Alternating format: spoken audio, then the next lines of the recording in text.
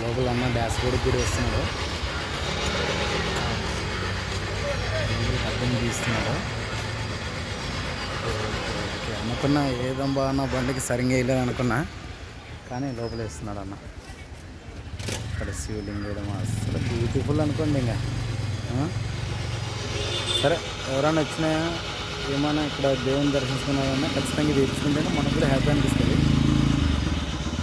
ఏదేమైతే కానీ చాలా తొందరగా కనీసం అంటే 1/2 అవర్ పట్టింది ఇదంతా. అంటే బండి కూడా వాష్ చేశాడు, ఆయన క్లీన్ చేశాడు. క్లీన్తో పాటు బొమ్మలు కూడా వేసినాడు. 300 తీసుకున్నాడు.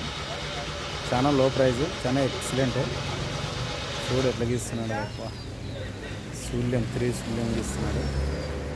ఇక్కడ ఓం రాయడము, కారు మస్తు అనిపిస్తుంది అబ్బా, చాలా బ్యూటిఫుల్గా ఉంది.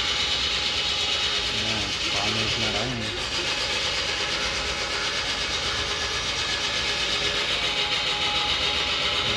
పాము వేసినాడా